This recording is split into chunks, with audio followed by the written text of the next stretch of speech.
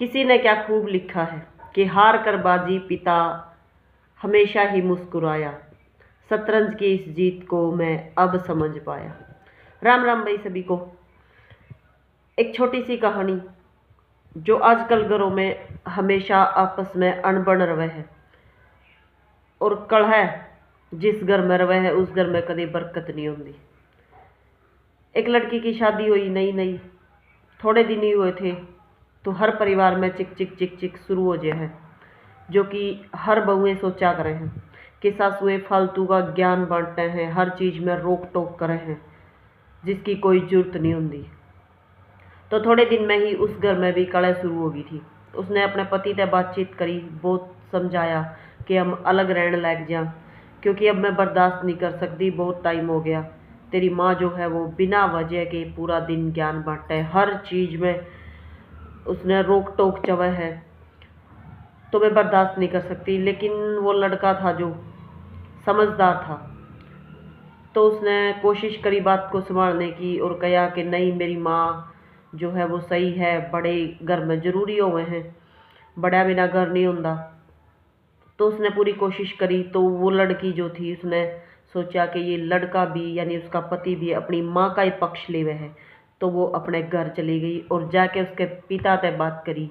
उसके पिताजी जो थे एक वैद्य थे, तो उनसे बात करी कि पिताजी कोई ऐसा जहर दे दो जिससे मैं अपनी सास ने मार सकूं, क्योंकि उसने मेरी ज़िंदगी आराम बना दी है।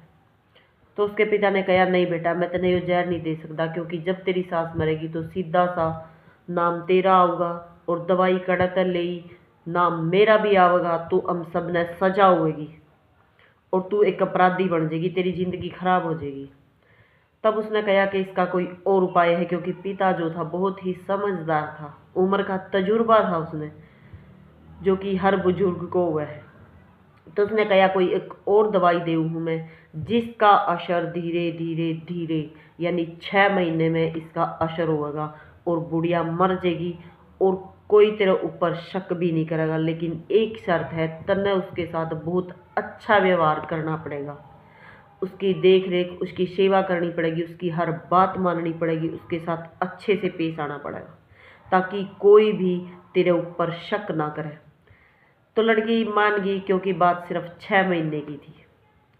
खुशी खुशी अपने घर चली गई और बुढ़िया के खाने में उसने थोड़ा थोड़ा जो दवाई उसने दी थी वो पाउडर मिलाना उसने शुरू कर दिया और उसके साथ बहुत अच्छे से रहने लगी। जब भी उसकी सास उसने कुछ कर दी तो वो आगे जवाब नहीं दे थी, अपना गुस्से ने अंदर ही रख लेती, उसकी सेवा करे थी, पैर दबावे थी, खाना टाइम पर देवे थी, नहाने पानी देवे थी, सब कुछ दोनों आपस में मिलजुल कर रहने लगी।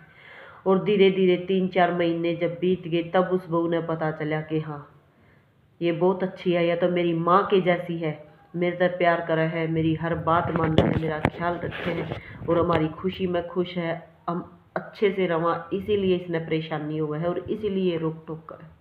तो जैसे ही 6 महीने आने को हुए तो बहू घर पे गई भागी भागी और अपने पिता तक कहा कि पिताजी कोई ऐसी दवाई दे दो जिससे उस पहले वाली दवाई का असर कम हो जाए। तो उसके पिता ने कहा बेटा क्या बात हुई। तब उसने कहा कि मैं गलत थी, वह बहुत अच्छी औरत है। तब उसके पिता ने कहा कि बेटा मैंने पहले ही पता था, क्योंकि अगर हम खुद सही होंगे तो दूसरा कभी न कभी हमने समझने की जरूर कोशिश करेगा।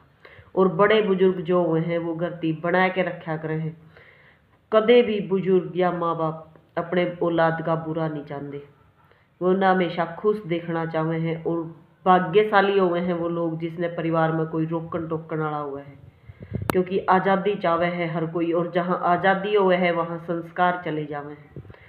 तो जरूरी है हर गरीब परिवार में बड़े बुजुर्ग का होना, क्योंकि जिन बागों के माली नहीं होते वो बहुत जल्दी उजड़ जाया करें।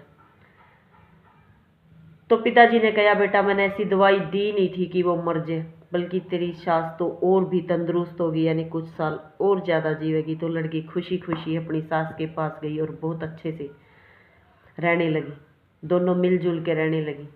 तो आप भी जब भी आपके दिमाग में ऐसा आवे कि परिवार वाले आपने रोका टोका, तो अपने गुस्से पे कंट्रोल रखा करो, थोड़ी देर बाद आपने ज़रूर समझ में आवेगा कि वो जो कर रही है वो अच्छे के लिए कर रही है। कोशिश करा करो अच्छे से अपने जीवन को बिताने की, अपने परिवार के साथ घुल मिल के रहने की। और बड़े बुजुर्गों के बिना कोई घर नहीं होता। जिस घर में बुजुर्ग हुए हैं उनकी सेवा हुए है, भगवान वहीं पर वास करें। आपने स्टोरी कैसी लगी कमेंट बॉक्स में अपनी राय जरूर दीजिएगा। जय हिंद, जय हरियाणा।